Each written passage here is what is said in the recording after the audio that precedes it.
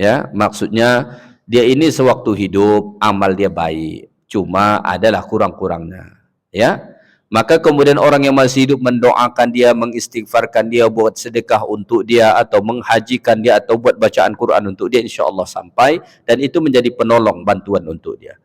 Tapi kalau sewaktu hidupnya solat tidak, ke masjid tidak, menjalankan agama tidak, ya, judi iya, perempuan iya, semua dosa dia buat, lalu setelah mati kita sibuk ngirim ke dia, tak sampai itu.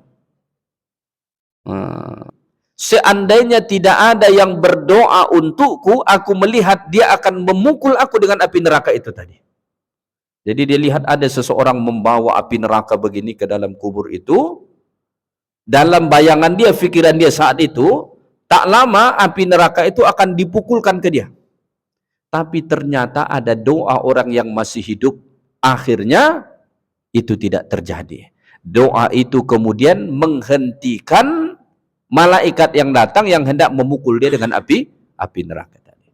Makanya Nabi sebut itu, setelah dikuburkan mayat jangan buru-buru pulang.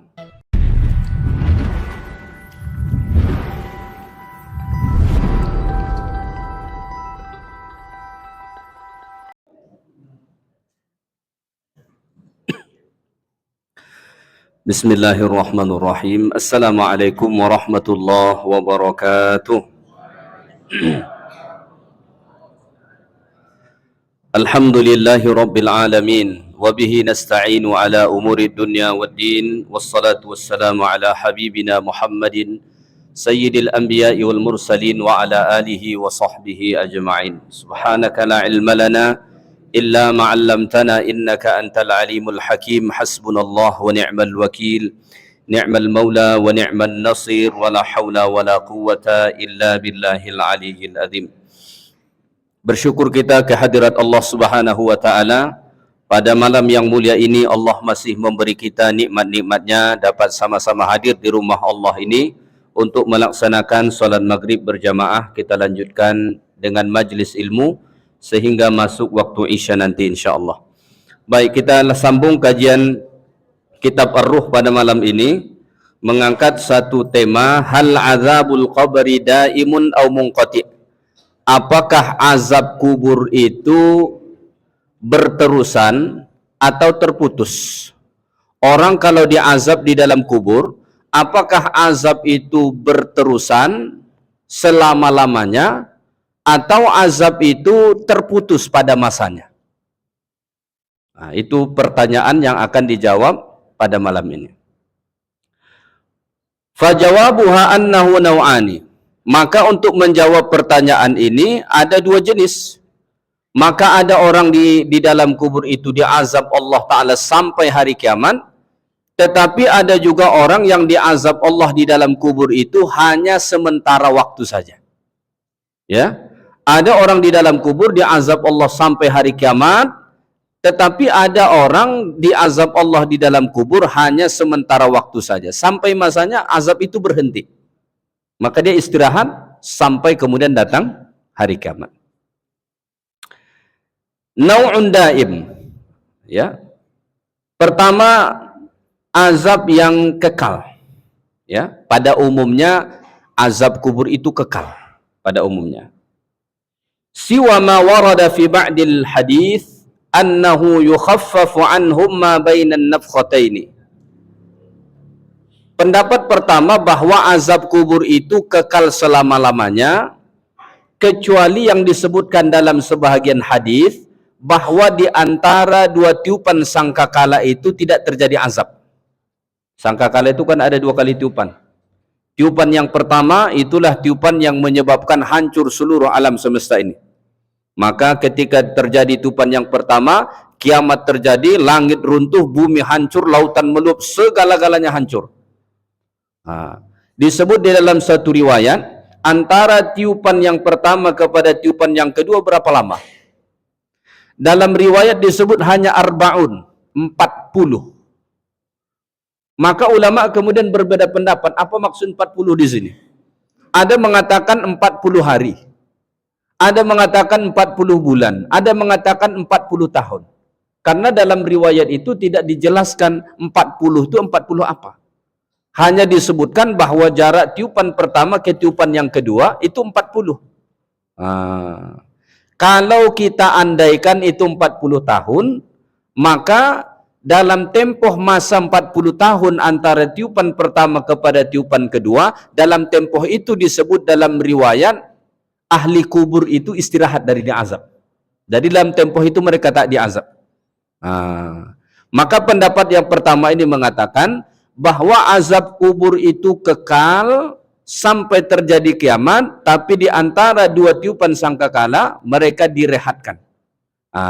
Itulah yang Allah Ta'ala sebut di dalam Al-Quran. فَإِذَا قَامُوا مِنْ قُبُورِهِمْ قَالُوا, saat mereka dibangkitkan dari kubur, mereka berkata, sebagaimana Allah Ta'ala sebut di dalam surah Yasin, ya, apa kata mereka? Qalu ya wailana man ba'athana mim marqadina hadha. Ya, di sini ada saktah namanya dalam baca Quran. Ya. Ini saktah namanya. Apa itu yang disebut dengan saktah? Saktah itu berhenti sebentar membaca tanpa mengambil nafas baru. Jadi nafas yang sama. Jadi beda antara waqaf dengan saktah itu, kalau waqaf kita berhenti membaca, nafasnya juga berhenti untuk menyambung kemudian nafas yang baru. Kalau saktah kita berhenti sebentar membaca tapi nafasnya tetap nafas yang sama. Qalu ya wailana man ba'athana mim marqadina hadza. Di situ jangan curi nafas tuh, enggak boleh. Kenapa? Itu namanya saktah dalam ilmu tajwid. Kalau kita membaca Al-Quran, ada dibuat simbol huruf sin kecil di atas. Itu maksudnya saktah. Ya, ada beberapa tempat di dalam Al-Quran, termasuk dalam surah Al-Qiyamah juga ada. Ya, wujuhu yawma idzin nadhirah ila rabbiha nadhirah wa wujuhu yawma idzin basirah tadhunnu an yuf'ala biha faqirah kalla idza balagatit taraqiya wa qila man raq. Man raq. Jangan langsung disambung wa qila man raq. Itu salah. Kenapa? Di situ ada saktah.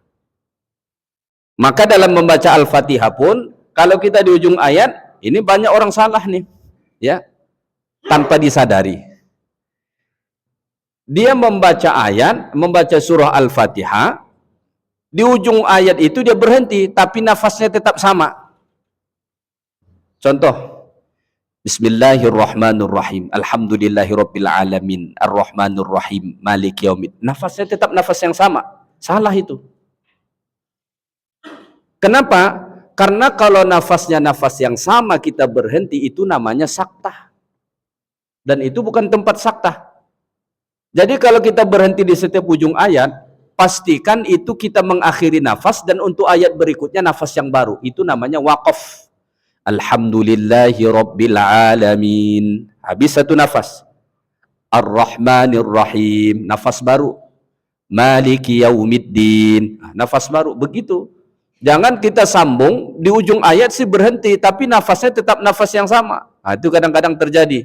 Alhamdulillahirabbil alamin, Ar-Rahmanir-Rahim, Maliki yaumiddin.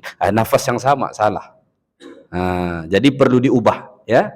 Tapi jangan keterlaluan pula. Alhamdulillahirabbil alamin, Ar-Rahmanir-Rahim, Maliki yaumiddin. Itu keterlaluan namanya. Terganggu kawan di sebelah tuh. Karena ada orang kalau sholat nih, ya Allah, luar biasa kalau dia membaca. Allahu Akbar. Bismillahirrahmanirrahim. Orang di sebelah itu terganggu. Kita belajar ilmu Al-Quran, tajwid, makharijul huruf, tak ada cara baca Quran begitu. Ya, tak ada cara begitu. Biasa saja. Bismillah, tak perlu. Bismillahirrahmanirrahim. Relax membaca Quran tuh. Tak ada yang dipaksa-paksa di situ. Justru saat kita memaksa menyebutkan ayat salah. Dia harus relax. Alhamdulillahi rabbil alamin. La ilaha illallah. Keterlaluan. Tak perlu sampai begitu. Ain makhrajnya wasatul halq, di tengah-tengah tenggorokan kita. A'uba. Pastikan di sini. Alhamdulillahi rabbil alamin. Tak perlu alamin seperti orang tercekik. Tak perlu begitu, ya. Baik, kita kembali ke ayat ini. Jadi ini gara-gara saktah tadi, ya. Mungkin ada orang tak perasan dia baca Yasin, kenapalah orang berhenti sekejap pada ayat ini. Saktah namanya. Ya wailana man ba'athana min marqadina hadza ma wa'ada ar-rahman wa sadaqal mursalun. Itu saktah namanya. Apa kata mereka? Ya wailana, celakanya kami. Man ba'athana min marqadina, siapa yang membangunkan kami dari tidur kami. Ayat ini kalau kita tak faham, bisa salah. Kalau dia semata-mata memahami terjemahnya, oh maknanya orang dalam kubur itu tidur. Apalagi ayat ini menjelaskan tentang ucapan orang kafir. Oh, artinya orang kafir dalam kubur itu tak disiksa. Ayat ini kata para ulama menunjukkan baina nafkhatain tadi. Di antara dua tiupan sangkakala. Antara tiupan sangkakala dan kedua itu tidak diazab. Mereka direhatkan, ditidurkan. Sampai nanti tiupan sangkakala kedua dibangkitkan. Makanya saat mereka dibangkitkan dia terkejut. Man ba'atsana mim marqadina hadza. Siapa yang membangunkan kami dari tidur kami. Bukan berarti sebelumnya mereka tak diazab. Ya. Baik. Jadi pendapat pertama atau bagian pertama, azab kubur itu kekal sampai terjadi tiupan sangkakala pertama, kehancuran alam semesta ini. Tetapi antara tiupan sangkakala pertama sampai kedua itu menurut riwayat, termasuk riwayat dari Mujahid, Qatadah, Abdullah bin Abbas, itu mereka ditidurkan, tak diazab. Sampailah nanti tiupan sangkakala kedua. Berapa lama tadi? Dalam riwayat dikatakan 40. Cuma 40 ni tak disebut 40 apa? Antara 40 hari atau 40 bulan atau 40 tahun. Ya. Baik, itu dalil yang itu pendapat yang pertama tadi mengatakan bahwa azab kubur itu kekal kecuali di antara dua tiupan sangkakala. Wa yadullu ala dawamihi qauluhu ta'ala. Dalil dari Al-Quran bahwa azab kubur itu kekal sampai hari kiamat. Firman Allah Ta'ala dalam surah Ghafir ayat 46. A'udzubillahi minasyaitonirrajim. An-naru yu'raduna 'alaiha ghuduwan wa 'ashiyya. Api neraka itu ditunjukkan kepada mereka pagi dan petang. Di sini Allah tidak membatasi waktunya sampai kapan. Sampai selama petang dan pagi masih ada. Sampai bila petang dan pagi ada? Sampai hari kiamat. Karena ketika hari kiamat terjadi, matahari dibenamkan Allah. Idza syamsu, ini susah menyambung nih. Idza syamsu, bukan syamsu rokoknya. Ada pula ahli hisab nanti. Kita sebut syamsu ini ingat rokok. Idza syamsu kuwirat. Hafal juz amma tu. Ya, saya nasihatkan pada bapak ibu, tuan-tuan sekalian, tolong hafal juz amma. Paling tidak juz amma itulah. Kita tak sanggup menghafal 30 juz tu, paling kurang juz 30. Allah kirim kita surat 30 juz. Setidaknya bawalah jumpa Allah 1 juz. Juz 30. Kenapa juz 30? Kita dah sering dengar. Sering kita baca. Ayatnya pendek-pendek. Hafal. Santai-santai saja, jangan paksa. Kalau paksa makin error kita tuh. Santai-santai saja. Sehari buat 2-3 ayat. Pendek-pendek saja. Idza syamsu kuwirat. Takkanlah sependek itu tak hafal 24 jam kan? Wa idzan nujumun kadarat. Wa idal biharu sujjirat. Dah.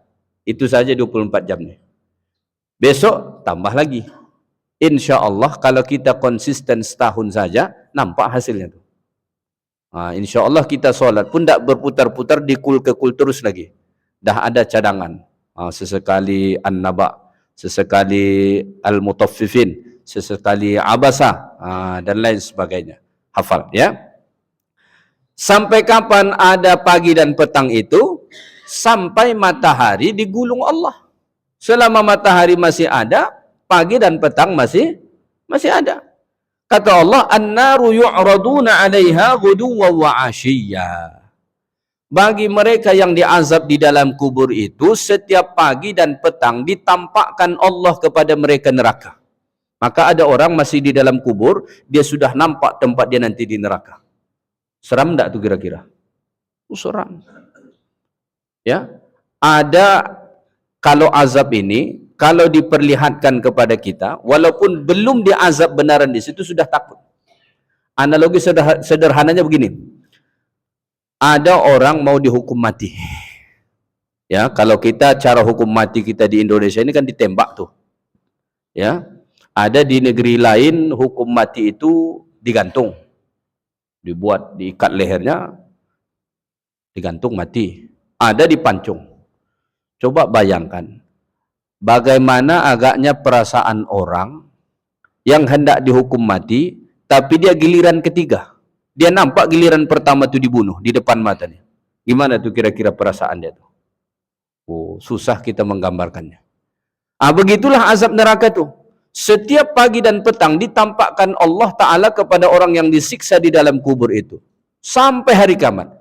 Maka dengan melihat neraka itu pun dia sudah seolah-olah merasakan siksa neraka. Sama seperti orang yang hendak dihukum mati, walaupun kawan dia yang dihukum itu dia lihat, seolah-olah dia sudah merasakan sakitnya hukuman mati tersebut. So ayat ini menunjukkan, kata para ulama, bahwa azab kubur itu kekal sampai terjadi hari kiamat. Selain itu, wa yadullu alaihi ma taqaddama min fi hadithi Samurah alladhi rawahu al-Bukhari fi ru'yan Nabi sallallahu alaihi wasallam. Dalil yang lain berdasarkan hadis Nabi sallallahu alaihi wasallam dari Samurah, riwayat Imam Bukhari rahimahullahu taala, tentang mimpi Nabi sallallahu alaihi wasallam. Jadi Nabi melihat dalam riwayat itu orang disiksa di dalam kubur. Kemudian kata Nabi sallallahu alaihi wasallam dalam hadis itu, fa huwa yuf'alu bihi dzalika ila yaumil qiyamah. Maka diperbuatlah begitu kepada dia sampai hari kiamat. Artinya siksa itu berterusan kepada dia sampailah hari kiamat. Hadis ini sahih, riwayat Imam Al-Bukhari rahimahullahu taala.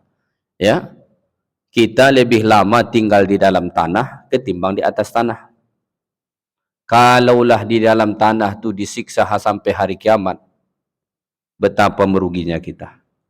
Di atas dunia ni hidup 60, 70, 80, 80 pun dah jarang-jarang dah. Biasanya sebelum 80 dah pensiun total. Hidup di dunia ini pun kita tak bahagia selamanya. Kalau masih tidak taat kepada Allah, siksa yang akan kita hadapi di dalam kubur. Dalam kubur tu lebih lama daripada di atas dunia ini. Ya. Fa huwa yuf'alu bihi dzalika ila yaumil qiyamah. Selanjutnya, wa fi hadits Ibnu Abbas fi qissatil jaridataini. Selanjutnya dalil yang menunjukkan azab kubur itu kekal, hadis yang diriwayatkan oleh Abdullah bin Abbas tentang dua orang yang diazab di dalam kubur. Jadi Nabi pernah berjalan dengan sahabat melewati perkuburan. Lalu kemudian Nabi mengatakan, sesungguhnya dua kubur itu sedang diazab. Jadi Allah perdengarkan kepada Nabi bahwa dua kubur itu sedang diazab. Ya. Maka ada hal-hal yang Allah perdengarkan ke Nabi tapi tak diperdengarkan ke kita. Ya. Lalu apa Nabi SAW buat? Nabi SAW suruh sahabat mengambil pelepah kurma. Ya, inilah kemudian yang menjadi dalil sebagian orang kenapa kalau ziarah kubur ada dia letak daun di atas kubur tu kan. Kita ada nampak orang begitu kan? Dia letak daun atau dia tanam bunga atau apalah di situ ya.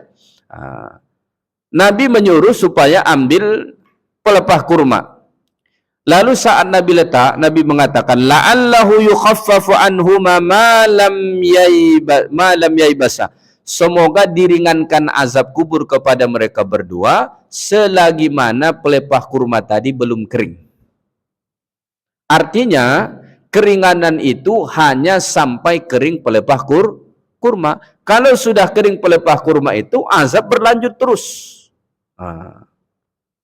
Berapa lama lah agaknya baru kering pelepah kurma. Apalagi di Jazirah Arab kan, yang panas berdenting terus kan.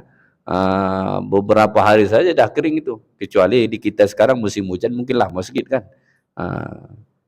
Jadi hadis ini menunjukkan bahwa azab kubur itu berkelanjutan. Karena Nabi mengatakan dalam hadis ini, la'allahu yukhaffafu anhuma ma lam yaibasa. Semoga azab kubur diringankan kepada mereka berdua sebelum pelepah kurma ini kering. Artinya kalau sudah kering, azab itu akan berlanjut, ya. Faja'ala at-takhfifa muqayyadan bimuddati rutubatiha faqat. Maka dalam hadis ini Nabi menjadikan keringanan azab itu dikaitkan dengan basahnya atau sebelum keringnya pelepah kurma tadi. Hanya selama pelepah kurma itu masih basah. Kalau sudah kering, maka azab akan kembali seperti biasa, berkelanjutan selama-lamanya, ya. Ada lagi riwayat-riwayat yang lain. Sangat banyak riwayat-riwayat tentang ini yang menunjukkan bahwa azab kubur itu selamanya, ya.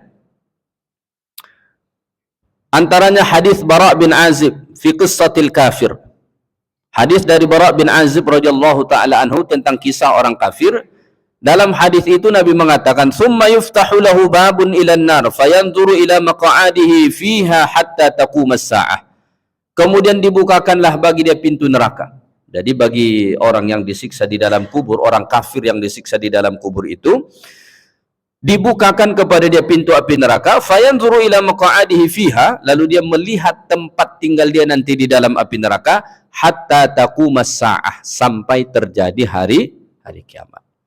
Ini juga dalil yang menunjukkan bahwa azab kubur itu kekal sampai hari kiamat. Ini pertama. An-naw'us tsani, jenis yang kedua, jenis azab kubur yang kedua, ila muddatin summa yanqati'. Azab kubur itu hanya sampai masa tertentu, setelah itu terputus, terhenti. Kalau yang pertama tadi azab itu kekal, ya. Tapi ada azab kubur, jenis azab kubur itu diazab Allah, lalu kemudian sampai waktu tertentu, masa tertentu, azab itu terputus, berhenti. Artinya dia sudah tidak diazab lagi setelah itu. Wa huwa adzabu ba'dil usah alladhi khaffat jaraimuhum. Itulah azab kubur bagi sebagian pelaku maksiat yang mana mereka melakukan dosa-dosa yang ringan. Dia masih orang beriman kepada Allah. Semasa hidupnya dia bukanlah buruk-buruk sekali. Ke masjid dia datang, ya. Ikut kajian pun masih ikut, tapi namanya manusia, ada mungkin dosa, ada kesalahan, ada kesilapan dia, tapi bukan kesalahan yang berat. Maka dia disiksa di dalam kubur ila muddatin, sampai masa tertentu, summa yanqati, setelah itu putuslah atau berhentilah azab itu dari dia. Kalau yang kekal tadi siapa dia? Orang kafir, ya, orang kafir atau orang yang identitasnya muslim tapi tak menjalankan syariat, atau mereka yang melakukan dosa-dosa besar. Tapi untuk golongan yang kedua ini, azab kubur itu hanya sementara waktu. Wa huwa adzabu ba'dil usah alladina khaffat jaraimuhum. Itu azab kepada sebagian pelaku maksiat yang mana mereka melakukan dosa-dosa yang ringan saja. Fayu'adzabu bihasbi jurmihi, maka dia diazab sesuai dengan dosa yang dia lakukan, ya, sesuai dengan kesalahan yang dia perbuat. Sama halnya nanti di akhirat juga ada orang yang harus singgah dulu di neraka. Maka di neraka itu ada orang yang kekal di dalam neraka dan ada yang hanya sementara waktu saja. Ya. Ada mungkin orang singgah di situ ya beberapa saat, ada mungkin agak lama, maka sampai ada riwayat hadis Nabi, orang terakhir keluar dari neraka. Dialah manusia terakhir keluar dari neraka. Ada hadis Bukhari menjelaskan tentang itu. Untung juga dia. Daripada tak keluar langsung, kan? Keluar terakhir pun jadilah daripada tak keluar langsung, kan? Bahaya betul tak keluar-keluar dari situ. Tapi jangan pula kita pandang remeh. Oh, yang penting nanti keluar, katanya. Tidak. Sehari saja di sana ka'alfi sanatin mimma ta'uddun, kata Allah. Satu hari di akhirat itu ka'alfi sanatin, seperti 1000 tahun, mimma ta'uddun, dalam perkiraan kita di dunia sekarang. Bahkan dalam surah Al-Ma'arij kata Allah ka khamsina alfa sanah, seperti 50.000 tahun. Ulama menjelaskan kenapa dalam satu ayat disebutkan seperti 1000 tahun, dalam ayat yang lain disebut seperti 50.000 tahun. Ini sebetulnya lebih kepada perasaan orang yang menjalani. Kita kadang-kadang ada menjalani waktu, sebetulnya waktu itu tak berapa lama, tapi kita rasa lama betul. Kapan itu? Nunggu bini kita siap-siap. Ya kan? Kita mau pergi nih, tengah tunggu bini kita. Sebetulnya tak begitu lama, paling selisih 5-10 menit, tapi rasanya lama betul. Tak siap-siap, kan? Padahal kalau kita tengok betul-betul jam tu paling 5-10 menit saja. Tapi karena menunggu rasanya lama betul. Janjian sama kawan jam 10, kita dah sampai jam 10. 10 lewat 5 tak datang lagi. Oh, gelisah kita. Lama betul kita rasa. Jadi ada sebagian ulama mengatakan, kenapa Allah Ta'ala sebut ada ka'alfi sanatin mimma ta'udun atau ka khamsina alfa sanah dalam ayat yang lain, ini lebih kepada perasaan orang. Maka nanti di akhirat ada orang merasakan satu hari di akhirat itu macam 50.000 tahun di dunia ini. Siksa betul. Ya, siksa betul. Macam tak habis-habis satu hari itu, kan?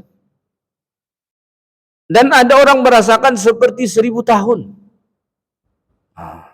Lama, ya.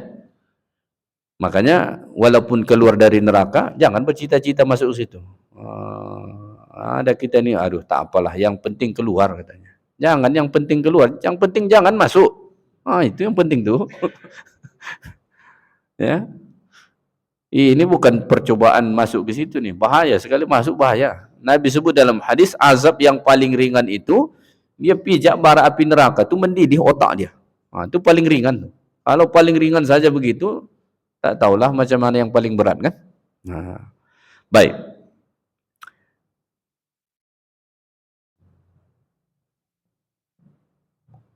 Jadi apa yang menyebabkan terputus azab itu? Hanya sementara waktu.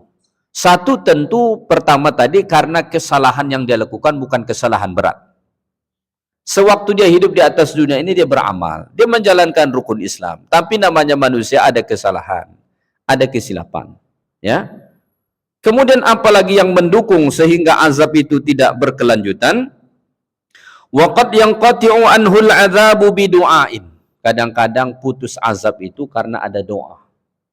Ada doa orang tak henti-henti untuk dia. Makanya jangan lupa mendoakan orang-orang yang telah mendahului kita. Kedua orang tua, saudara mara kita, jiran-jiran kita, kawan-kawan kita. Ada yang sudah mendahului kita, jangan berhenti mendoakan mereka. Ya. Rabbana ighfir lana dhunubana wa li ikhwanina alladhina sabaquna bil iman. ولا تجعل في قلوبنا غلا للذين آمنوا ربنا إنك رؤوف رحيم. Allah memuji orang-orang yang mendoakan orang yang terdahulu di dalam Quran. Maka jangan lupa doakan selalu orang-orang yang telah mendahului kita. Tidak menutup kemungkinan karena doa kita kepada mereka akhirnya Allah putuskan azab itu daripada dia. Tapi ini kembali kata kuncinya tadi, dosa yang dia lakukan bukan dosa-dosa berat, bukan kesalahan berat. Ya. Analoginya kan begini, kalau di dunia ini ada orang melakukan kesalahan, tapi kesalahannya tidak berat, memang melanggar hukum, itu kan tentu lebih mudah dilobi untuk dibebaskan. ketimbang orang yang melakukan kesalahan fatal, kesalahannya di lobi pun susah itu lepas.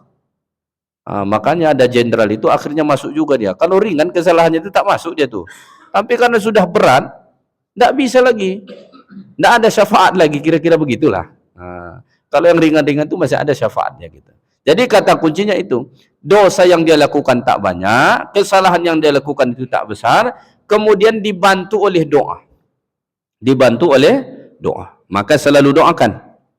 Au sadaqatin, atau karena sedekah kita orang masih hidup, maka selalu sedekahi orang-orang yang sudah meninggal, terutama orang tua kita. Ya. Kalau kita rasa rindu nak makan dengan orang tua kita, ada mungkin masanya, saya alhamdulillah masih ada kedua orang tua. Mungkin ada masanya rindu nak makan balik dengan mak ayah kita, tapi mereka sudah tak ada. Apa cara terbaik buat saat itu? Sedekah makanan. Sedekah makanan. Sedekah makanan kemana? Ya ke sini boleh. Bawa ke sini makanan tu. Lepas kuliah makan sama-sama. Boleh. Atau kita nampak orang-orang susah, kasih dia makan. Niatkan pahalanya ke orang tua sampai tak ada perbedaan pendapat dalam kalangan ulama.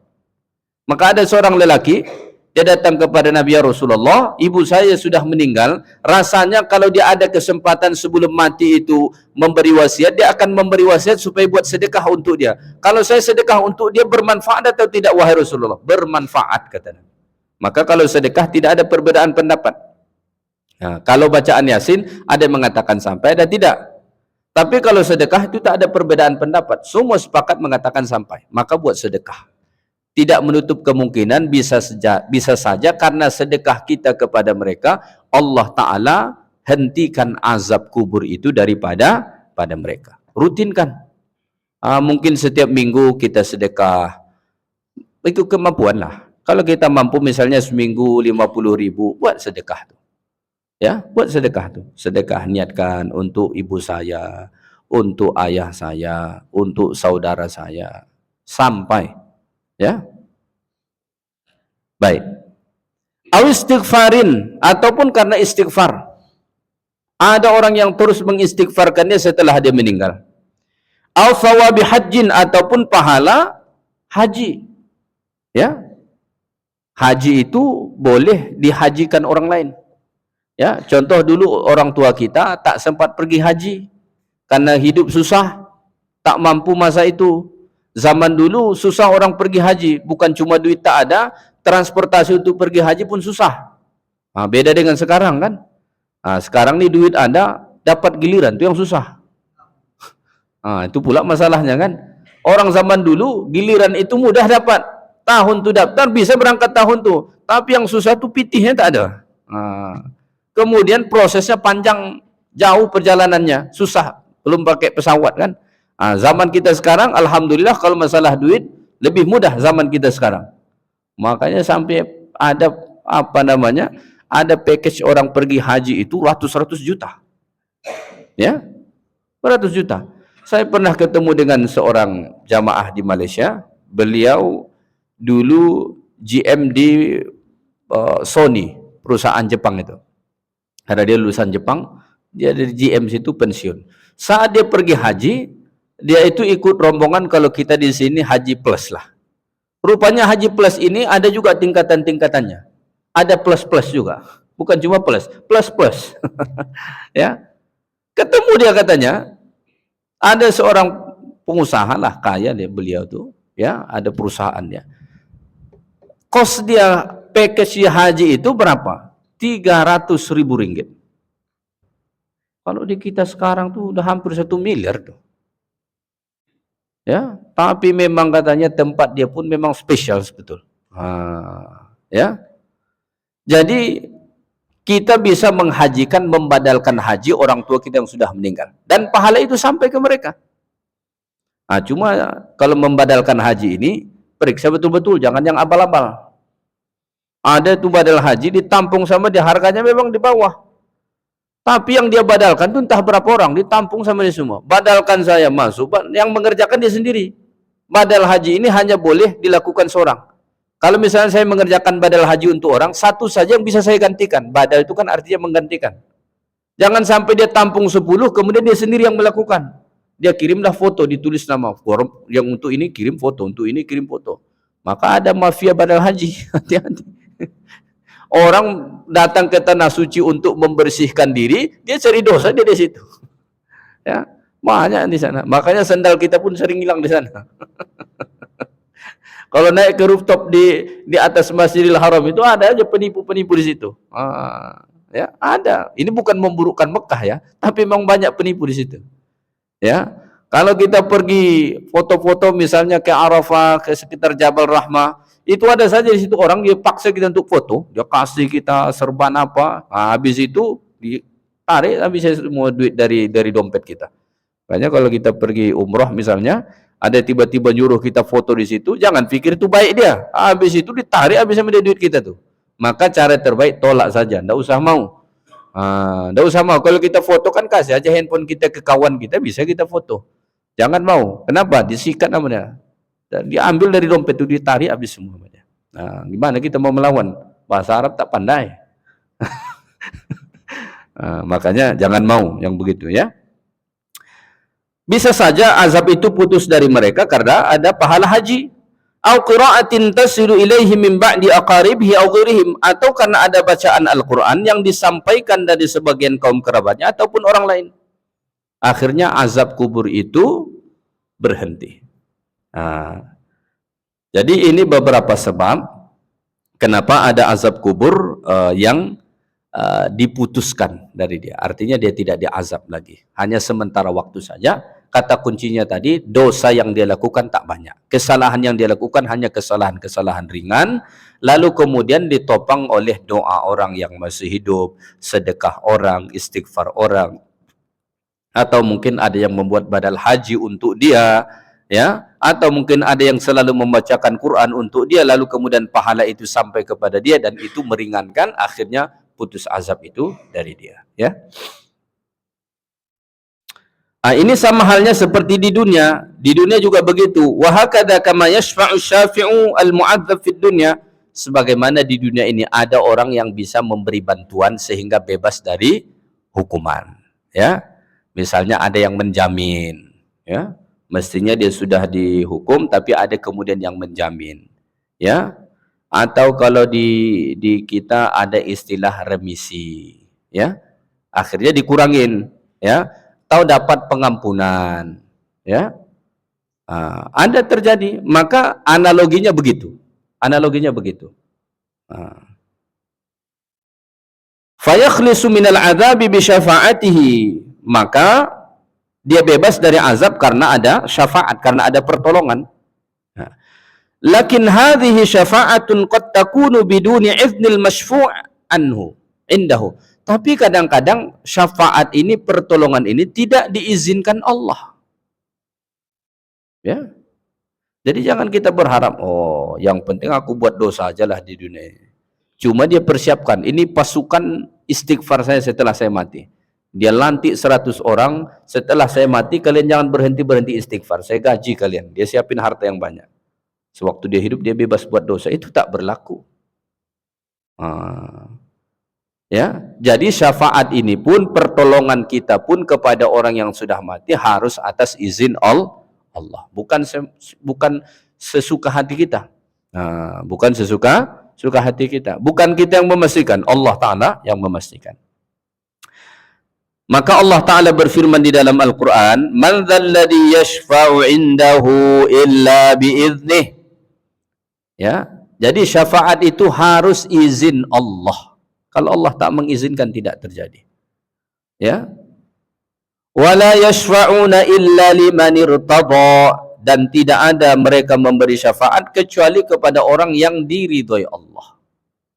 Makanya sebetulnya syafaat itu terjadi atau bantuan itu bisa sampai harus ada tumpangannya. Ya, maksudnya dia ini sewaktu hidup amal dia baik, cuma adalah kurang-kurangnya. Ya. Maka kemudian orang yang masih hidup mendoakan dia, mengistighfarkan dia, buat sedekah untuk dia, atau menghajikan dia, atau buat bacaan Quran untuk dia, insya Allah sampai, dan itu menjadi penolong, bantuan untuk dia. Tapi kalau sewaktu hidupnya sholat tidak, ke masjid tidak, menjalankan agama tidak, ya, judi iya, perempuan iya, semua dosa dia buat. Lalu setelah mati kita sibuk ngirim ke dia, tak sampai itu. Makanya pernah saya analogikan seperti kita mau transfer uang kepada orang yang tak ada nomor rekening dia, tak masuk itu.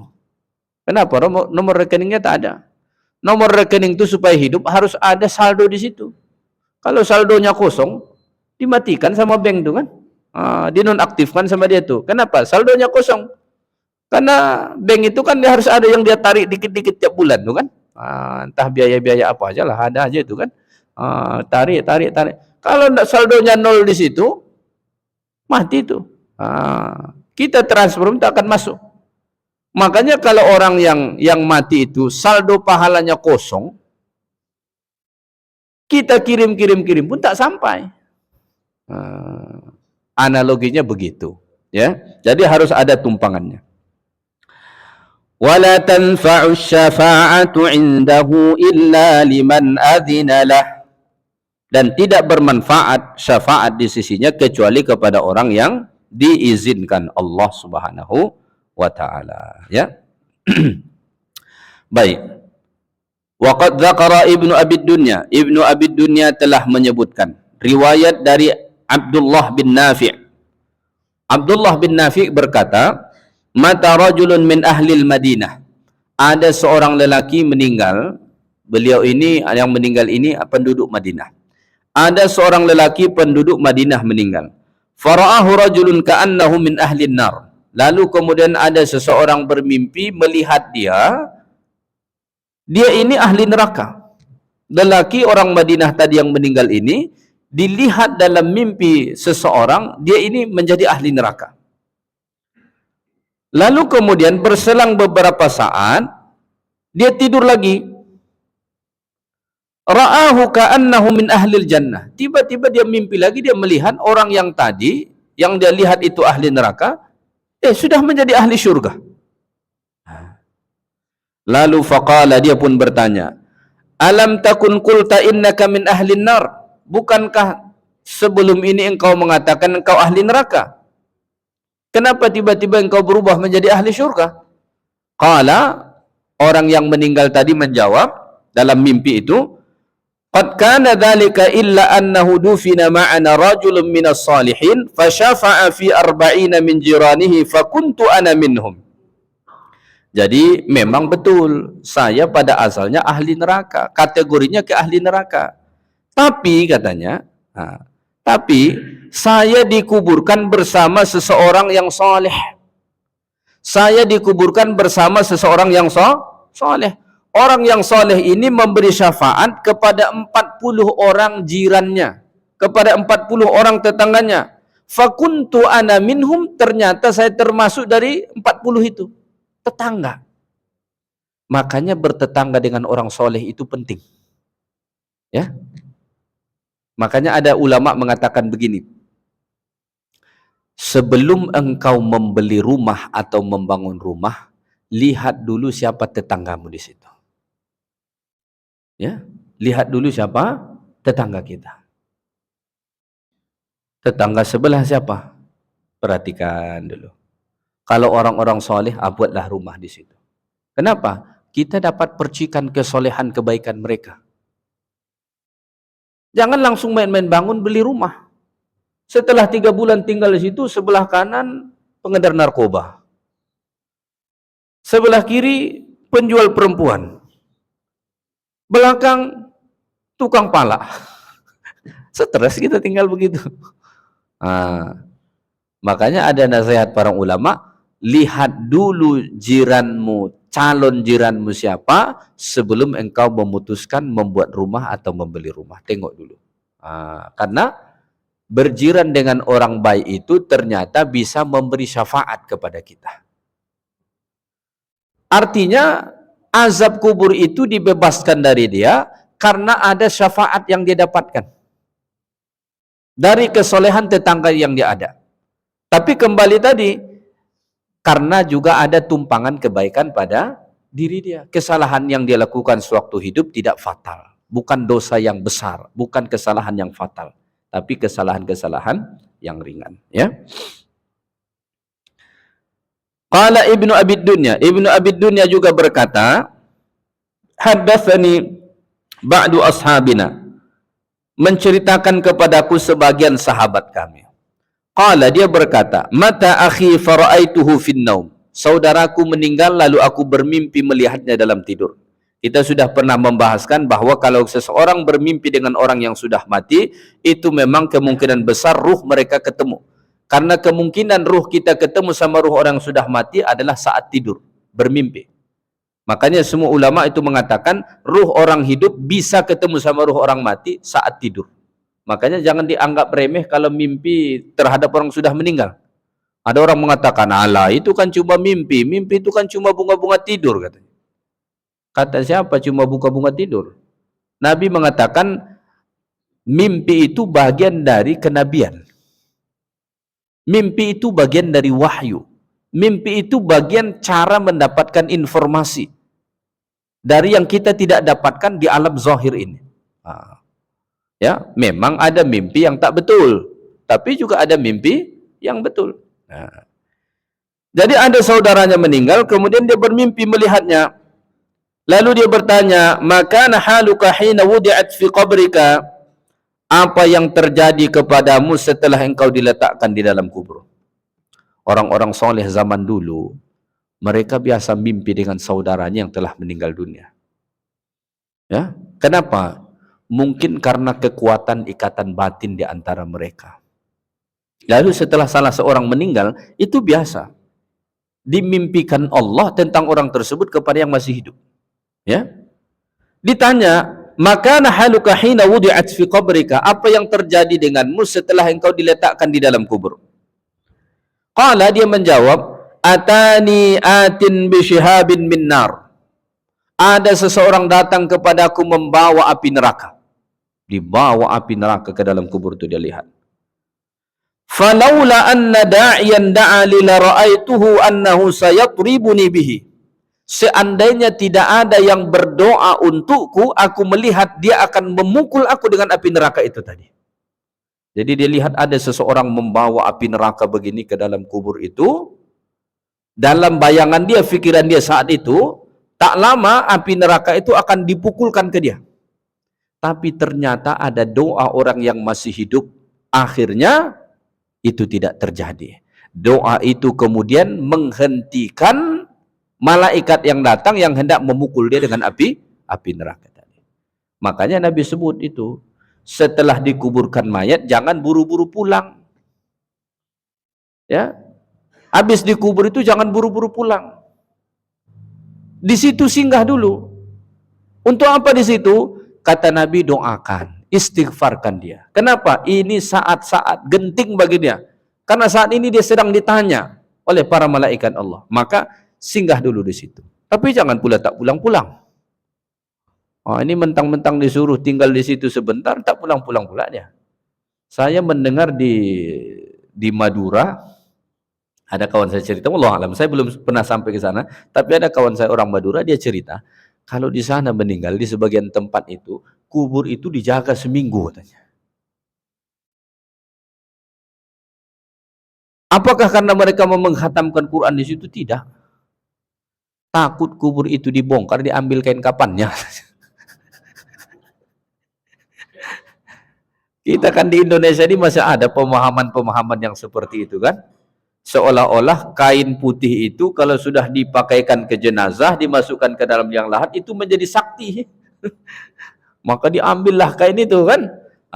Dijaga katanya seminggu. Tapi yang jaga ini apa kerja mereka di atas kubur itu? Bukan baca Quran, main kartu dia di situ. Bukan dia takut mati. Ya, main kartu dia di situ, seminggu dijaga. Jadi tidak begitu juga ya. Cuma kata Nabi, setelah dikuburkan jenazah itu jangan buru-buru pulang. Di situ dulu sebentar, ya. Apa kita buat? Doakan, minta ampunkan dia kepada Allah Subhanahu wa taala. Bisa saja tanpa kita ketahui, dengan sebab doa kita disampaikan Allah kepada yang sudah meninggal ini, maka dia terhindar dari azab kubur itu tadi. Terutama orang tua kita, jangan pernah lupa mendoakan mereka. Ciri bahwa kita anak yang soleh itu apa? Nabi sebut dalam hadis, awaladin salihin yada'ulah. Ciri utama anak yang soleh itu apa? Dia mendoakan kedua orang tuanya. Anak yang soleh itu Nabi tidak cirikan yang membangun rumah yang besar kepada mak dia. Nabi tidak cirikan yang memberi makanan yang enak-enak kepada orang tua dia. Tapi Nabi sebut yang mendoakan kedua orang tuanya. Kenapa? Setelah orang tua kita mati, lebih mahal doa itu untuk dia ketimbang rumah besar kita beli di atas dunia ini. Maka jangan pernah putus doakan dia. Doakan. Doa anak itu sampai kepada orang tua. Masuk waktu Isya. 1 minit lagi. Ya.